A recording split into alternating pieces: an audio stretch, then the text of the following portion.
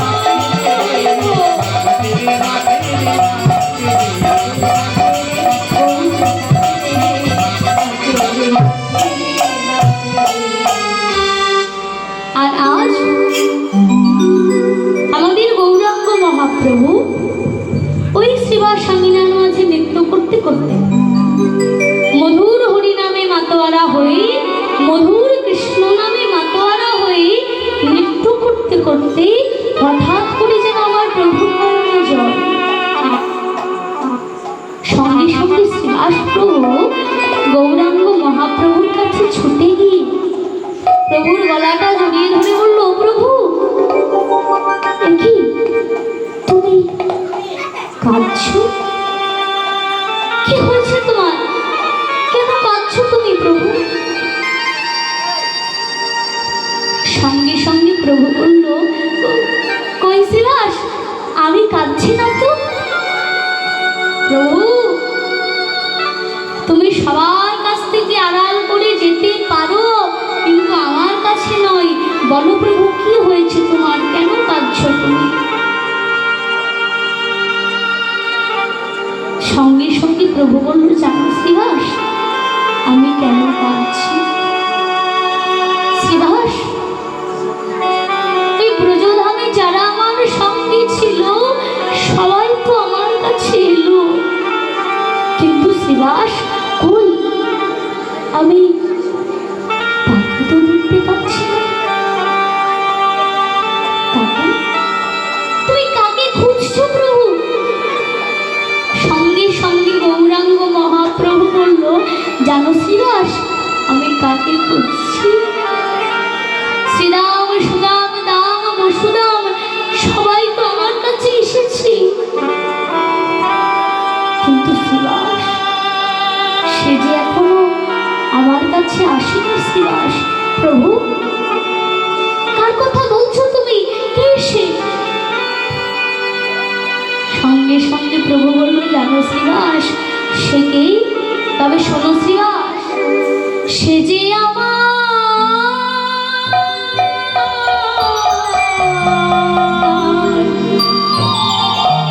দাদা বলরাম।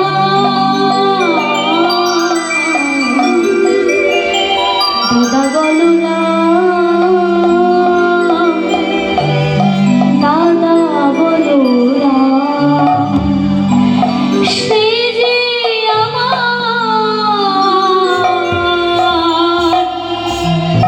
দাদা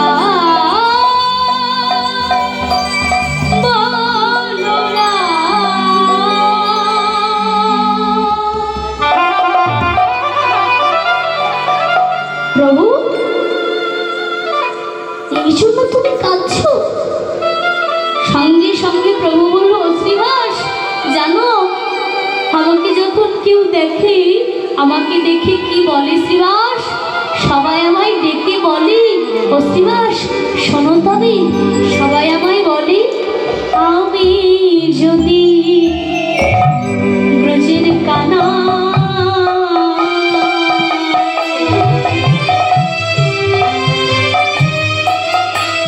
তবে কোথায় আমার দাদা বলরাম? ওগো আমি যদি ব্রজের কানা,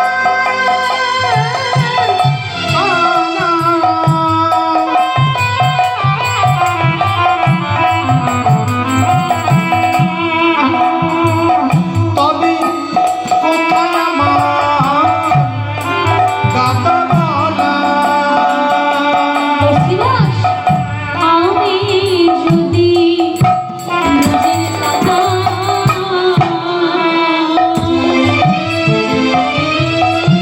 তবে বলো কোথায় আমার দাদা বলরাম? ওগো আমি যদি ব্রজের কানা, তবে কোথায় আমার দাদা বলরাম? বলে দাও না, বলে দাও না, বলে দাও না, বলে দাও না, আরে দাদা বলরাম কোথায় আছে জানো যদি, বলে দাও না। তোমার দাদা বলাই কোথায় আছে জানো যদি, বলে দাও না। আরে দাদা বলাই কোথায় আছে জানো যদি, বলে দাও না। আমার দাদা বলাই কোথায় আছে শ্রীবাস জানো যদি তুমি, বলে দাও না। আমার দাদা বলাই কোথায় আছে বলে দাও না। আমার দাদা বলাই কোথায় আছে জানো যদি, বলে দাও না। আমার দাদা বলাই কোথায় আছে জানো যদি, বলে দাও না। আমার দাদা বলাই কোথায় আছে জানো যদি, বলে দাও না। জানো যদি, বলে দাও না। তোমরা জানো যদি বলে দাও না। জানো শ্রীবাস, সবাই আমায় বলে আমি নাকি ব্রজের কানাই। ও শ্রীবাস, আমি যদি ব্রজের কানাই হই তবে আমার তো একটা দাদা ছিল। তুমি কি জানো শ্রীবাস, তবে আমার দাদা কোথায় আছে? সঙ্গে সঙ্গে শ্রীবাস বলল, ও প্রভু সবাই যখন তোমার কাছে এসেছে তুমি চিন্তা করো না, সেও নিশ্চয়ই তোমার কাছে আসবে। আর আর এইদিকে নিতাই চাঁদ। দেখো মাই, ঘোর কলিকালে নিতাই চাঁদ যখন এলো ধরণী মাঝে, নিতাই চাঁদ হবার আগে, নিত্যানন্দ প্রভু হওয়ার আগে নিতাই চাঁদ দুটি ভাগে বিভক্ত হয়ে জন্মগ্রহণ করল। এক মানে প্রথম ভাগ যার জন্ম হলো নদিয়া নবদ্বীপ মাঝে, নাম হলো যার বিশ্বরূপ। মন্দির শুনুন, প্রথম অংশ কোথায় জন্ম হলো? নদিয়ায়, যার নাম হলো বিশ্বরূপ। এইবার প্রথম অংশ জন্ম হওয়ার পর এইবার জন্ম হলো নিতাই চাঁদের দ্বিতীয় অংশ। কোথায় জানো? নিতাই চাঁদের দ্বিতীয় অংশটা জন্মগ্রহণ করলো বীরভূম জেলার রার দেশ অন্তর্গত একচক্রধাম। একচক্র গ্রামে নিতাই চাঁদের দ্বিতীয় অংশ জন্মগ্রহণ করল। এখন নিতাই চাঁদের দ্বিতীয় অংশ যেদিন জন্মগ্রহণ করেছে, প্রথম অংশ তো জন্মগ্রহণ হয়ে গেছে আগে, এইবার দ্বিতীয় অংশটা জন্ম নিল। কোথায়? রার দেশ অন্তর্গত একচক্র গ্রাম। আর যেই দিন জন্মগ্রহণ করলো তার পিতা মাতা আত্মীয় পরিজন সবার মনে বড় আনন্দ, ঘরে পুত্র সন্তান জন্ম নিয়েছে বলে কথা। এত যখন আনন্দ, সবাই যখন আনন্দে মাতোয়ারা হয়ে আছে, এমন সময় বৈষ্ণব পদকর্তা নিতাই চাঁদের দ্বিতীয় অংশের আবির্ভাব দেখে তিনি ভাবের খাতায় কলম দিয়ে কি বলল জানো? ভাবের খাতায় কলম দিয়ে তিনি বললেন, রাতে সোনা এক চক্র গ্রাম হারায় পণ্ডিত ঘরে। হরি বল।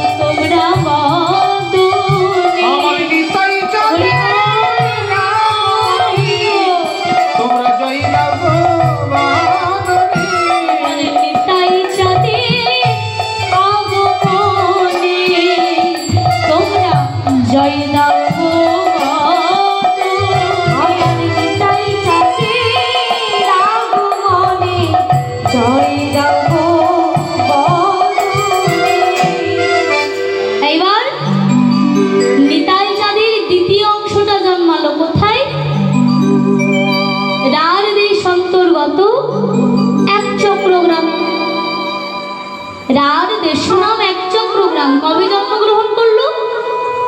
শুভ মাঘ মাস, মানে মাসটা ছিল মাঘ মাস, তিথি শুক্লা ত্রয়োদশী তিথি। শুভ মাঘ মাস শুক্লা ত্রয়োদশী তিথিতে নিতাই চাঁদের দ্বিতীয় অংশের আবির্ভাব হলো রার দেশ অন্তর্গত এক চক্রগ্রামে। আর যখনই আবির্ভাব হলো, পিতার নাম, যে ঘরে জন্ম নিল পিতার নাম হচ্ছে হারাই পণ্ডিত, আর মায়ের নাম পদ্মাবতী। এইবার পদ্মাবতীর ঘরে, হারাই পণ্ডিতের ঘরে যখনই জন্ম নিল, তাদের মনে বড় আনন্দ, পুত্র সন্তান জন্ম নিয়েছে। এইবার পুত্র সন্তান যখন জন্ম নিয়েছে, মনের আনন্দে সন্ন্যাসী সেবা, বৈষ্ণব সেবা তারা করাচ্ছে। আর যখনই বৈষ্ণব সেবা করাচ্ছে, এমন সময় পাশে ছিল অদ্বৈত আচার্য। নিতাই চাঁদের দ্বিতীয় অংশের যখনই আবির্ভাব হলো, অদ্বৈত আচার্য কিন্তু আর বুঝতে বাকি রইল না।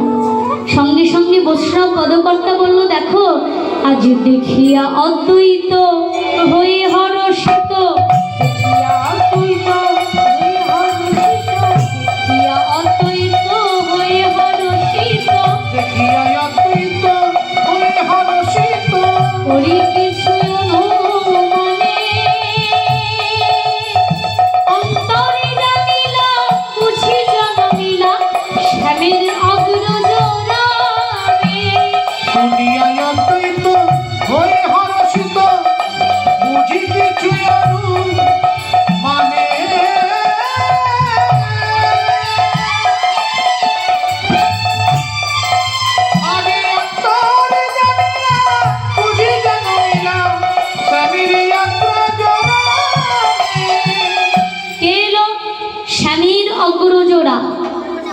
এবার ছেলেটা যখন জন্ম নিয়েছে, ছেলেটার একটা নাম রাখা হলো। পিতা মাতা বড় সাদ করে ছেলেটার নাম রাখলো কুবের। মানে নিতাই চাঁদ নিত্যানন্দ হওয়ার আগে যার প্রথম অংশের নাম ছিল বিশ্বরূপ, দ্বিতীয় অংশের নাম হলো কি কুবের পণ্ডিত। এবার সেই কুবের ধীরে ধীরে বেড়ে উঠতে শুরু করলো। ছোট্ট ছেলেটা ধীরে ধীরে বেড়ে উঠছে, কিন্তু এই কুবের বাকি সব বাচ্চাদের থেকে আলাদা। কুবের কোনোদিন বনমাঝে গিয়ে রামলীলা খেলা খেলে, আবার কোনোদিন কৃষ্ণলীলা খেলা খেলে। ঠিক তেমনি আর জানো মায়েরা, কুবের কি করেছে? সখাগণ নিয়ে, সঙ্গীগণ নিয়ে বনমাঝে গিয়ে কুবের খেলবে রামলীলা খেলা। এইবার সবাইকে বলছে, শোন আজ আমরা কি খেলা খেলবো জানিস বনমাঝে? সবাই বললো, কি খেলবি? শোন আজ আমরা বনমাঝে গিয়ে রামলীলা খেলা খেলব। কুবেরের বন্ধুরা বললো, আচ্ছা কুবের, রামলীলা খেলা খেলতে গেলে তো অনেক চরিত্রের দরকার, কতজনকে কত কিছু সাজতে হবে। সঙ্গে সঙ্গে কুবের বলল, জানিস সবাইকে সব সাজিয়ে দেব। তখন বলল কুবের, তাহলে আমরা কি সাজবো? কি সাজবি? তবে শোন, এই যে তুই কি সাজবি বল, কি সাজবি বল? লক্ষণ সাজবে না, লক্ষণ সাজা হবে, তুই রাম সাজ, ঠিক আছে? তুই হবি রাম। তুমি কি সাজবে? হ্যাঁ, জটায়ু? কি সাজবি তুমি? না তুমি রামের ভাই ভরত হও, ভরত। তুই কি সাজবি? শত্রুঘ্ন। শত্রুঘ্ন? তাই ভাই তুই কি সাজবি বল? হনুমান? তুই হনুমানই সাজ। তুমি কি সাজবে? যা বলবে তাহলে সীতা সাজো। আর তুমি? এটাই হনুমান। হ্যাঁ, জাম্বুবান। তুমি জাম্ববান সাজো। তোমাকে জাম্ববান ছাড়া অন্য কোনো চরিত্র আর দেয়া গেল না। এই শোন, তাহলে তুই হলি রাম, তুমি হলে সীতা, আর তুমি হলে জাম্ববান, এই শত্রুঘ্ন, এই আবার হনুমান হলো, আর তুমি হলে ভরত। সবাইকে সব সাজানোর পর, আচ্ছা কুবের তুই কিছু সাজলি না?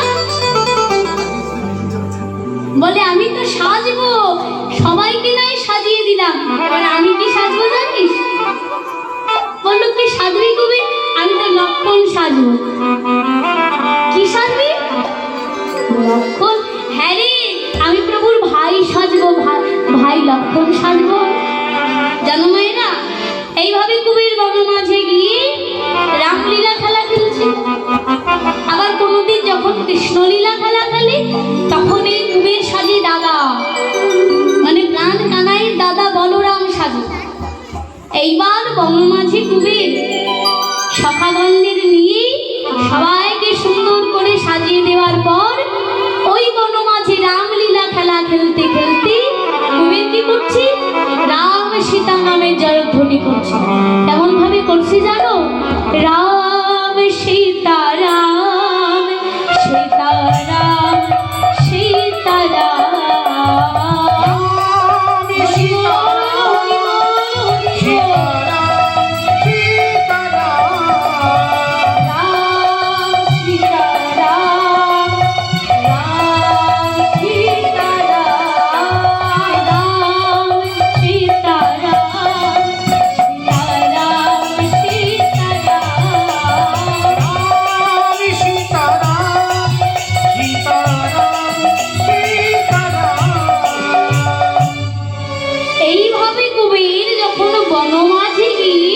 রামলীলা খেলাটা খেলছিল, রাম সীতা নামের জয়ধ্বনি করছিল।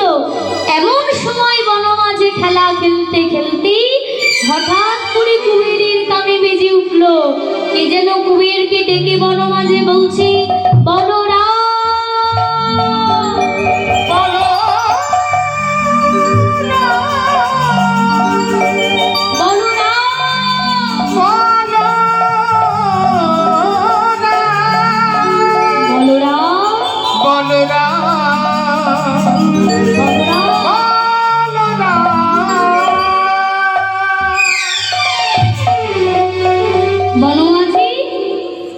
রামলীলা খেলা খেলতে খেলতে কুবেরের কানে বাজলো।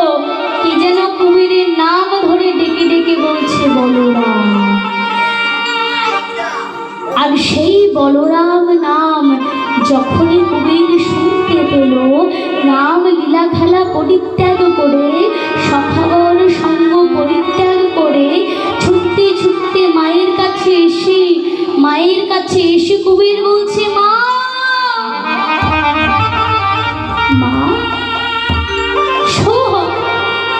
তুমি বলো মা, কি আমার পরিচয়, কে আমি?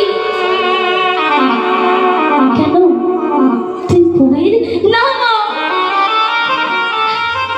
আমি যদি কুবের হব, কেন বারবার ওই নাম বনমাঝি এসে আমার কানে বাজে? মা, সত্যি করে বলো না আমি কে? কেন তুই আমার ছেলে কুবের? না মা, না। জানো, আমি যদি কুবের হব, কেন বারবার আমি শুনতে পাই ওই বলরাম, কে যেন আমায় ডেকে বারবার বলে বলরাম। সত্যি করে বলো না মা, আমি কে? মাতা পদ্মাবতী মনে হচ্ছে কি বনমাঝি খেলছিল, তো খেলতে খেলতে হয়তো কুবেরকে ভুলতে পেয়েছে, ভয় পেয়েছে মনে হয়। সঙ্গে সঙ্গে বললো, ও কুবের, কি হয়েছে তোর কুবের? কেন এমন করছিস? তুই আমায় বল, আমি তোর মা। কি হয়েছে তোর কুবের? আচ্ছা কুবের, তোকে কি ভুলতে পেরেছি? সঙ্গে সঙ্গে কুবের বলল, জানো মা, আমাকে যে ভুলতে পাইনি, আর কোনোদিন বলতে আমায় পাবেও না। মা, তুমি জানো, যখন ওই বনমাঝি আমরা রামলীলা খেলায় মত্ত হই, রামলীলা খেলা খেলি, বনের হিংস্র জন্তু জানোয়ার সবাই যে আমাদের সঙ্গে মেতে রাম সীতা নামে জয়ধ্বনি করে। মা, যে রাম নাম তুই বনমাঝি করিস, পারবি না কুবের ওই রাম নামের ধ্বনি করে তোর হৃদয় ভয়কে দূর করতে? পারবি না কুবের আমায় গিয়ে শোনাতে সেই মধুর রাম সীতা? সঙ্গে সঙ্গে কুবের মাকে শোনানোর জন্য গাইতে লাগলো, রাম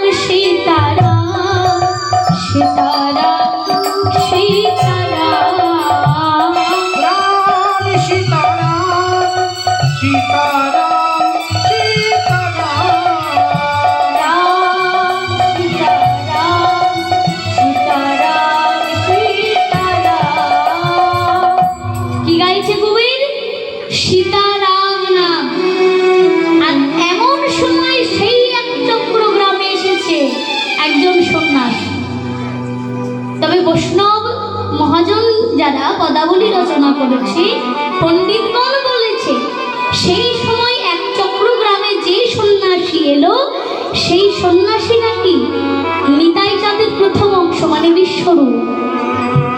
যে বিশ্বরূপ 11 বছর বয়সে গৃহ ত্যাগ করে বেরিয়ে গিয়েছিল, সেই বিশ্বরূপ আজ এসেছে কোথায়? এক চক্র গ্রামে নিজের দ্বিতীয় অংশকে খুঁজবে বলে।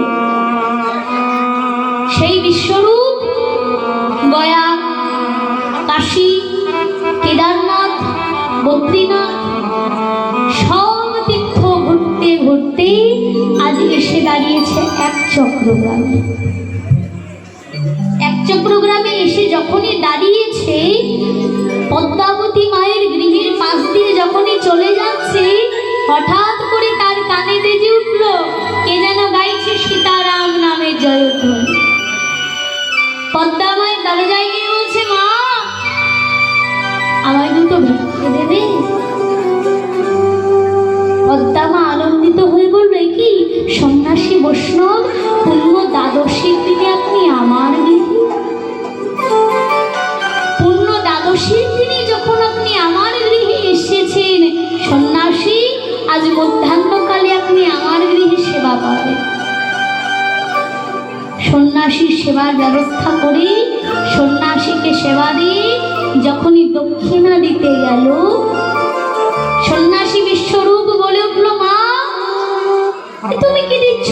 টাকা পয়সা দিয়ে আমি দক্ষিণা দেবি? মা আমি তো সে সন্ন্যাসী নই গো, টাকা পয়সা তো আমি নেই না মা। তবে জানো, আজ সূর্য অস্ত্র যাওয়ার আগে আমি তোমার গৃহ ছেড়ে চলে যাব।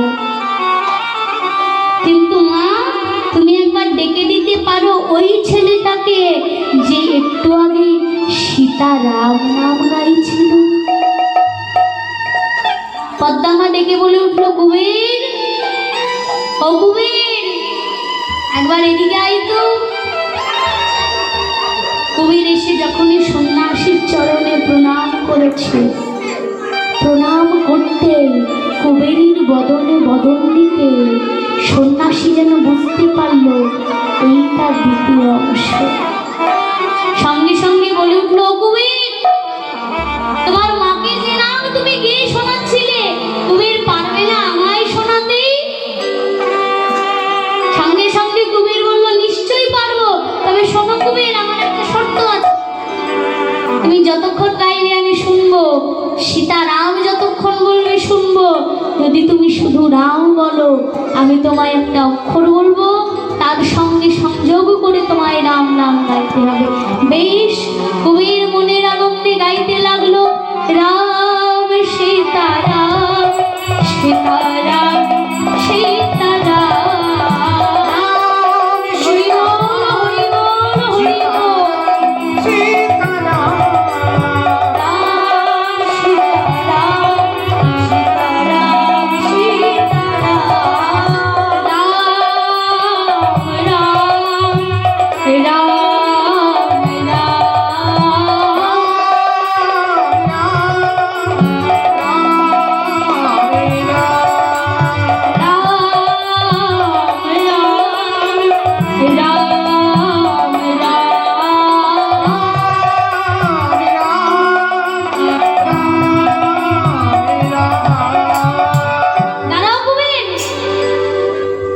আমি বলেছিলাম যতক্ষণ তুমি সীতারাম গাইবে আমি শুনব। তুমি যে শুধু রাম বলেছ, কবির এইবার তুমি বলো রাম, তুমি বলো রাম, বলো রাম। সঙ্গে সঙ্গে কবির সন্ন্যাসীকে বলে উঠল, সন্ন্যাসী তুমি আমায় কি বললে? যে নাম শুনে, যে বলো রাম নাম শুনে সখাগণ সঙ্গ ত্যাগ করে আমি ঘরে ফিরে এসেছি। যে বলো রাম নাম শুনে ছুটতে ছুটতে এসেছি আমার মায়ের কাছে, সেই নাম। আচ্ছা সন্ন্যাসী, তুমি কি জানো আমি কে?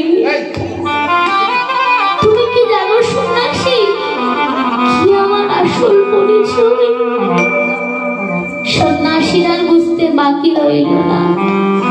সঙ্গে সঙ্গে বলল, মা তুমি আমায় দক্ষিণা নিতে চেয়েছিলে না?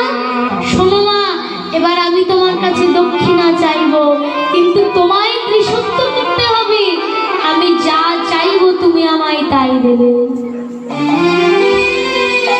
পদ্মামা বলল, সন্ন্যাসী আমি তোমায় ত্রিসত্য করে বললাম, তুমি যে সম্পদ চাইবে আমার কাছে যদি সেই সম্পদ থাকে আমি নিশ্চয়ই তোমায় দেব। মা দিতেই যদি হয় আমায় কি দান দেবে জানো? সঙ্গে সঙ্গে সন্ন্যাসী বৈষ্ণব মায়ের কাছে দান চেয়ে বলল, মা আমি কি দান চাই জানো? তবে শোনো মা, তোমার সন্তান কুবেরকে তুমি আমায় দান করে দাও। আমায় দান করে দাও। তোমার সন্তান কুবেরকে তুমি আমায় দান করে দাও। আমায় দান করে দাও। তোমার সন্তান কুবেরকে তুমি আমায় দান করে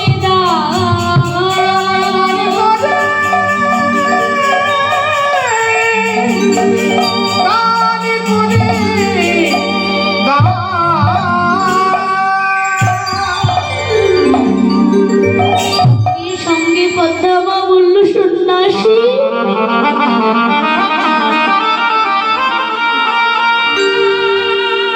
তুমি কি চাইবে? সন্ন্যাসী দান যদি চাইতেই হতো, সন্ন্যাসী আমি তোমায় ত্রিসত্য করেছিলাম, তুমি আমার কাছে যা চাইবে আমি তোমায় তাই দেব। কিন্তু সন্ন্যাসী তুমি কি দান চাইবে? এত কিছু থাকতেও তুমি কিনা শেষে আমার একমাত্র সন্তান কুবেরকে দান চাও? সন্ন্যাসী তুমি অন্য কিছু চাও, আমার একমাত্র সন্তান কুবেরকে আমি কেমন করে তোমায় দান করে দেব? মা আমি জানতাম তুমি তোমার ছেলেকে কিছুতেই আমায় দেবে না, আমি জানতাম। কারণ জানো মা, তুমি নয় কোনো মাই কি পারে তার একমাত্র সন্তানকে কারোর কাছে দান করে দিতে? পদ্মামা বলল, সন্ন্যাসী চাইতে যদি হয় অন্য কিছু চাও, কিন্তু আমার একমাত্র সন্তান কুবেরকে আমি কেমন করে তোমায় দান দেব? না সন্ন্যাসী তুমি চলে যাও। মা তোমার ঘর ছেড়ে আমি চলে যাব, কিন্তু মা তুমি মনে রেখো ত্রিসত্য করে যে ছেলেকে তুমি আমায় দান দিলে না, আমিও বলে দিলাম তোমার ওই ছেলেকে তুমি ঘরে ধরে রাখতে পারবে না, ওই ছেলে তোমার কাছে থাকবে না। সন্ন্যাসী যখন বিদায় নিয়েছি, দাঁড়াও কে? আমি কুবেরের পিতা হারাই বন্দি, বাইরে দাঁড়িয়ে তোমাদের সব কথা আমি শুনেছি। ছুটতে ছুটতে পদ্মার কাছে গিয়ে বলছো, পদ্মা পদ্মা এ তুমি কি করলে পদ্মা? সন্ন্যাসীর কাছে ত্রিসত্য করে তুমি সন্ন্যাসীকে গৃহ থেকে পরিত্যাগ করেছো পদ্মা। এমন কর্ম তুমি করো না পদ্মা। শোনো পদ্মা, কন্যের নাম ছিল পদ্মাবতী, তার স্ত্রীর নাম ছিল পদ্মাবতী, জয়দেবীর স্ত্রীর নাম ছিল পদ্মাবতী, তোমার নাম তো পদ্মাবতী।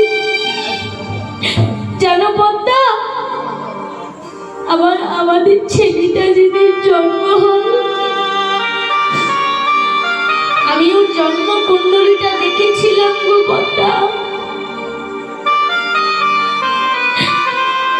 আমাদের কুমিরের যেদিন 12 বছর হবে পদ্মা,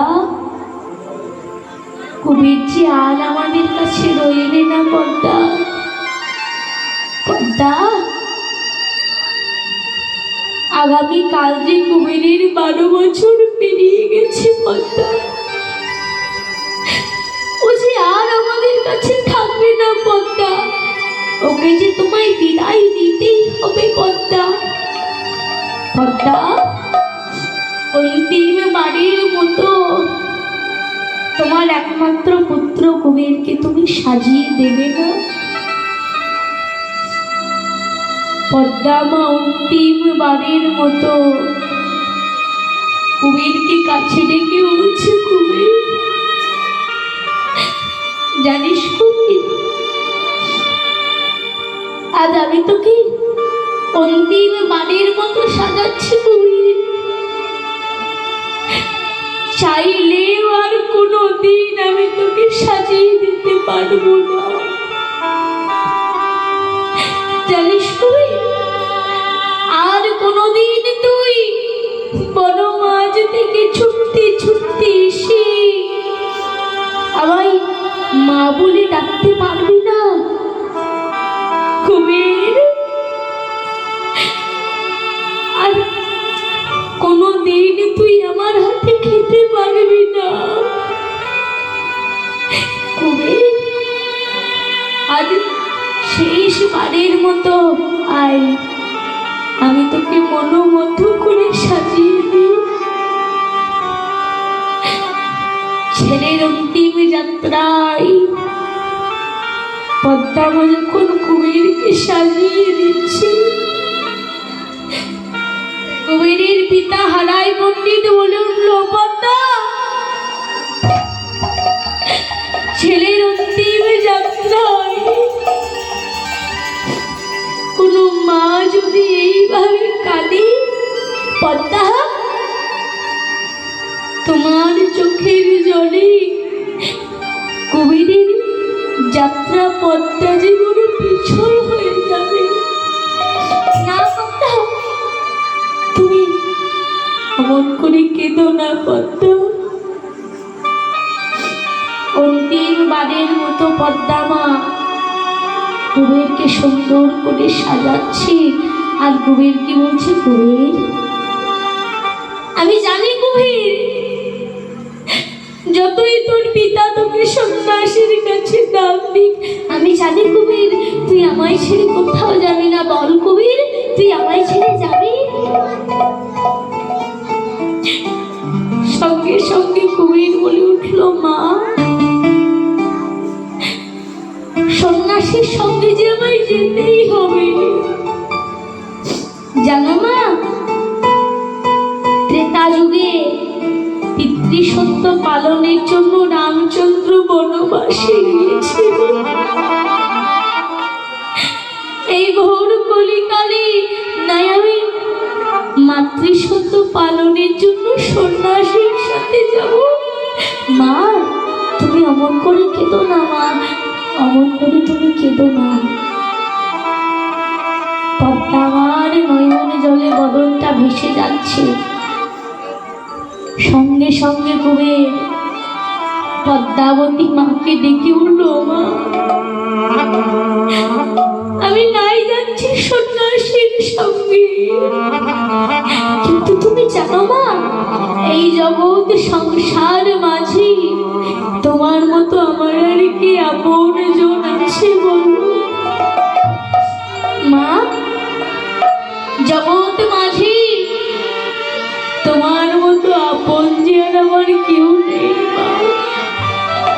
সঙ্গে সঙ্গে কবি পদ্মা মায়ের কাছে গিয়ে পদ্মা মাকে বলল, মা গো, তুমি যে মা সব থেকে আপন। মা গো, তুমি যে মা সব থেকে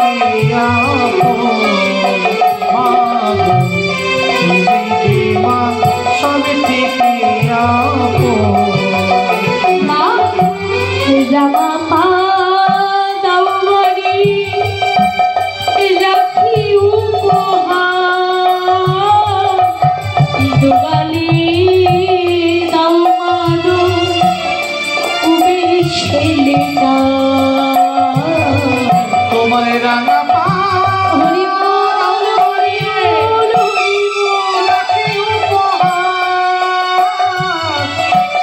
দুগালি দাও মায়া দোলে কুবের ছেলেটা ওমা রাঙা পা দাও বাড়ি আমি রাখি উপহার দুয়ারি দাও মাগো কুবের ছেলেটা তোমার রাঙা পা রাখি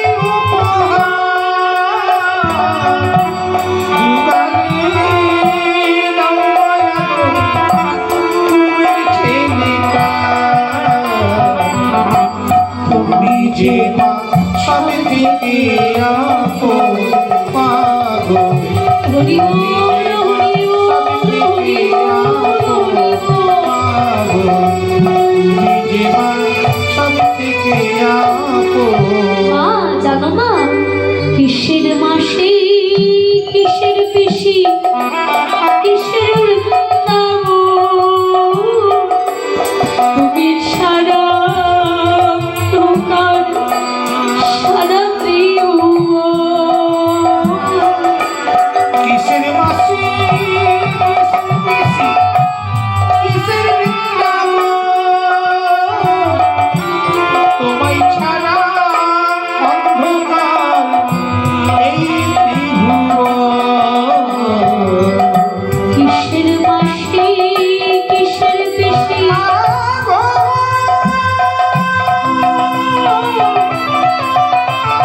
হরি বল হরি বল হরি বল ও মদন বাবুমি সরগমপি দুনিয়াসি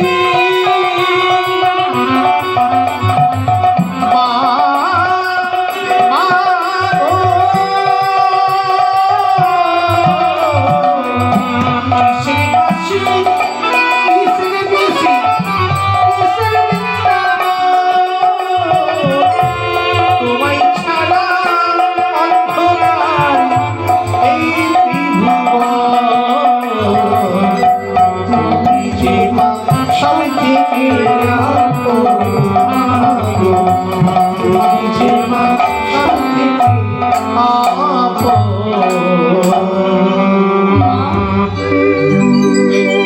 তুমি আমার করে কেঁদো না মা যখন কবির সন্ন্যাসীর সঙ্গে চলে যাবে শেষবারের মতো পদ্মা মা আজ কবিরকে সুন্দর করে সাজিয়ে দিয়েছে পরিধানে একটা নীল পট্ট বস্ত্র মাথায় একটা ঝুঁটি বেঁধে দিয়েছে এক চরণে নূপুর এক কর্ণে কুণ্ডল এক হস্তে কঙ্কর সুন্দর করে সাজিয়ে অন্তিম বারের মতো কুবেরকে সাজিয়ে সন্ন্যাসীর হাতে সমর্পণ করেছে সন্ন্যাসীর হাতে সমর্পণ যখনই করেছে সন্ন্যাসীর হাতে দিয়ে সঙ্গে সঙ্গে পদ্মামা পিতাহারাই পণ্ডিত একমাত্র পুত্রকে দান দিয়ে সন্ন্যাসীকে বলে উঠল ধরো ধরো না হে সন্ন্যাসী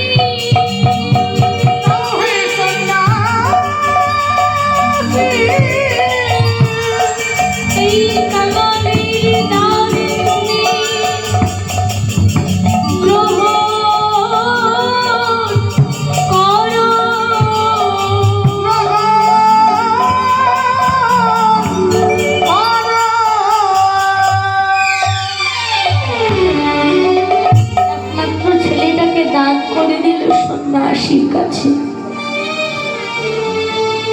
মাসি যখন ছেলেটাকে নিয়ে চলে যাচ্ছে, যেতে যেতে গয়া কাশী কেদারনাথে এসে বলছে, আচ্ছা কবির বলো তো তুমি কে? কেন আমি কবির? ও এখনো তুমি দেখছি কিচ্ছু ভুলতে পারোনি। যেতে যেতে আরো কয়েক